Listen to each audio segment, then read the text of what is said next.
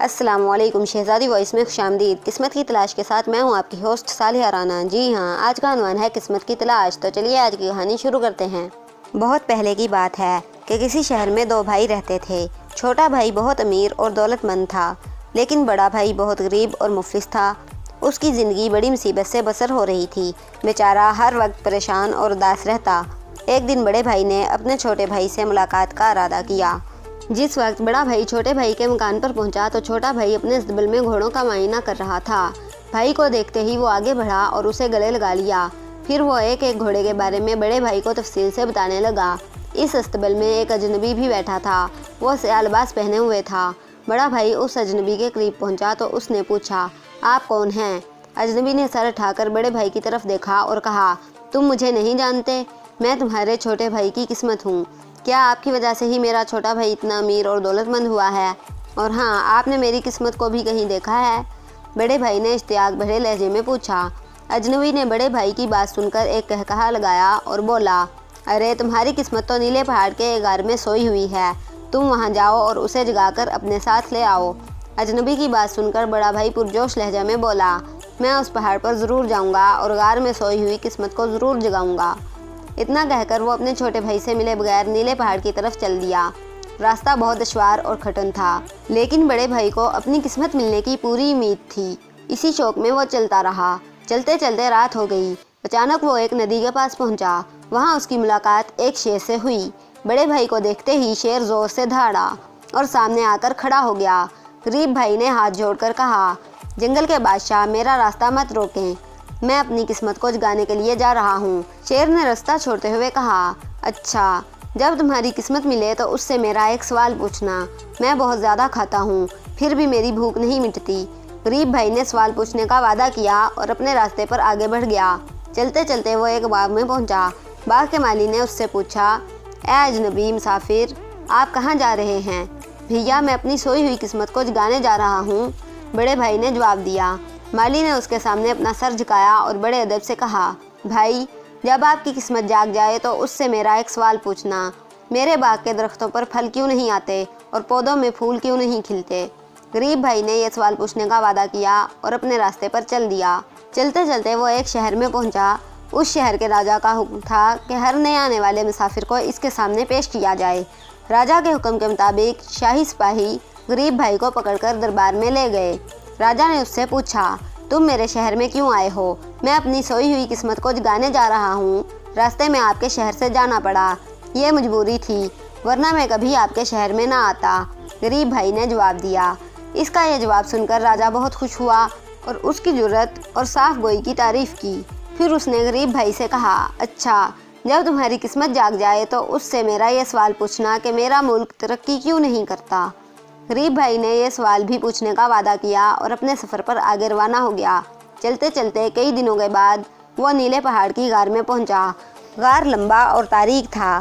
اس کے اندر دور سے ہلکی ہلکی روشنی آ رہی تھی۔ وہ اس روشنی کی طرف سیدھا چلا گیا۔ جب وہ روشنی کے پاس پہنچا تو اس نے دیکھا کہ ایک آدمی سیاہ لبادہ اوڑھے لیٹا ہے اور زور زور سے خراٹے بھر رہا ہے۔ غریب بھائی نے اس آدمی کا ایک پاؤں ہلایا۔ وہ گھبرا کر اٹھ گیا۔ اس نے اپنی آنکھیں کھولیں اور غصے سے غریب بھائی کی طرف دیکھا اور بولا، مجھے کیوں جگایا؟ غریب بھائی نے بڑے ادب سے ڈرتے ہوئے کہا، آپ کی تلاش میں بڑی مصیبتیں اٹھاتا اور تکلیفیں برداشت کرتا یہاں آیا ہوں۔ آپ میری قسمت ہیں۔ میں آپ سے 3 سوال پوچھنا چاہتا ہوں۔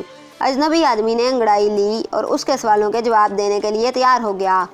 غریب بھائی نے شیر، مالی اور راجا کے سوال قسمت کے سامنے دہرائے۔ غریب بھائی کی قسمت نے ان سوالوں کے مناسب جواب دے دیے۔ جواب لے کر بڑا بھائی غار سے باہر نکل آیا اور اپنے گھر کی طرف چل دیا۔ اب وہ بہت خوش اور مطمئن تھا۔ اسے یقین تھا کہ بد نصیبی کے دن چلے گئے۔ اب اس کی سوئی ہوئی قسمت جاگ گئی ہے۔ اب وہ بھی چھوٹے بھائی کی طرح دولت مند ہو جائے گا۔ چلتے چلتے وہ شہر پہنچا اور راجا کی خدمت میں حاضر ہوا۔ راجا نے پوچھا، کیا تم نے اپنی قسمت کو جگا دیا ہے؟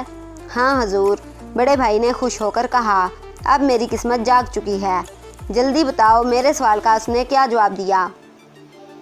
راجا نے بے قرار ہو کر پوچھا۔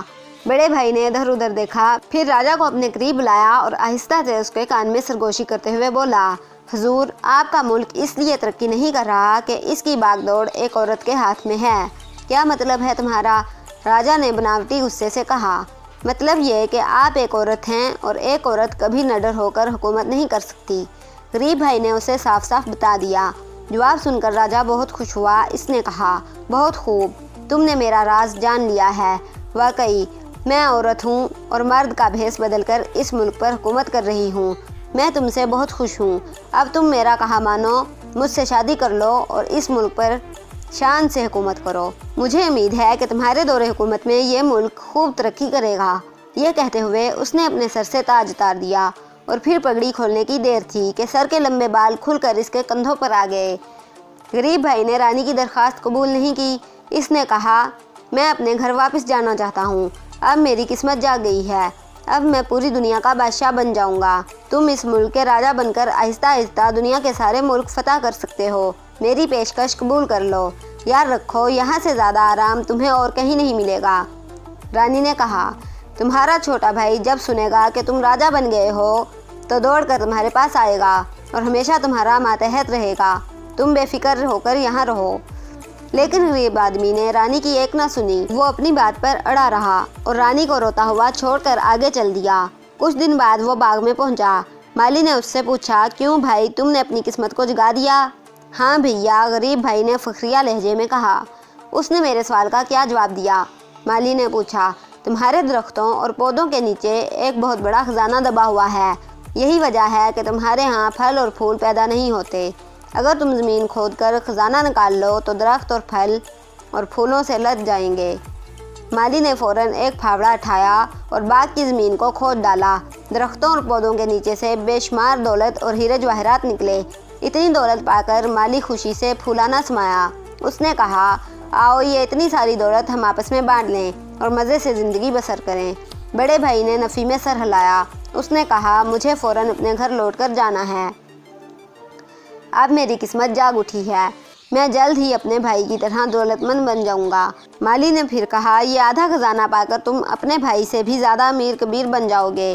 میری بات مان جاؤ اور یہیں رہ جاؤ۔ لیکن غریب بھائی نے اس کی ایک بات نہ سنی اور وہ اپنے راستے پر چل دیا۔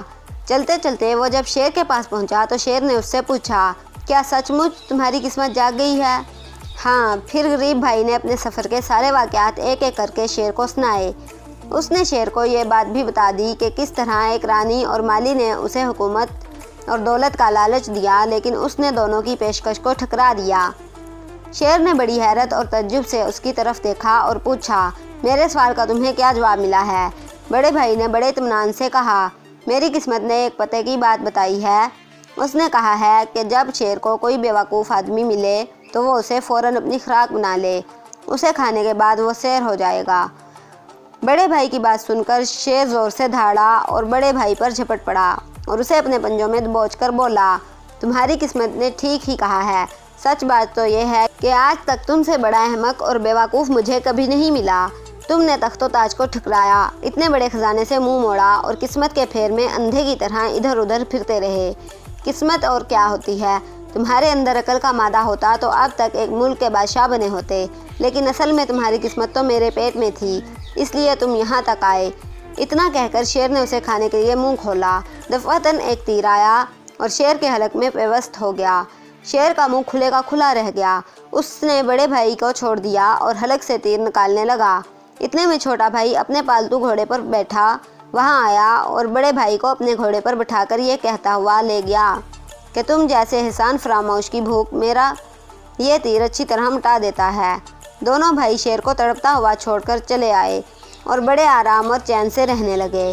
اس طرح یہ دلچسپ کہانی اختتام پذیر ہوئی، ختم شد۔ تو اگر آپ کو یہ ویڈیو تھوڑی سی بھی پسند آئی ہے تو اس ویڈیو کو شیئر ضرور کریں۔ اگر آپ اسی طرح کی مزید اچھی ویڈیوز دیکھنا چاہتے ہیں تو ہمارے چینل کو سبسکرائب کریں، لائک کریں، شیئر کریں، کمنٹ کریں۔ کیپ واچنگ شہزادی وائس۔ السلام علیکم۔ پاکستان زندہ باد۔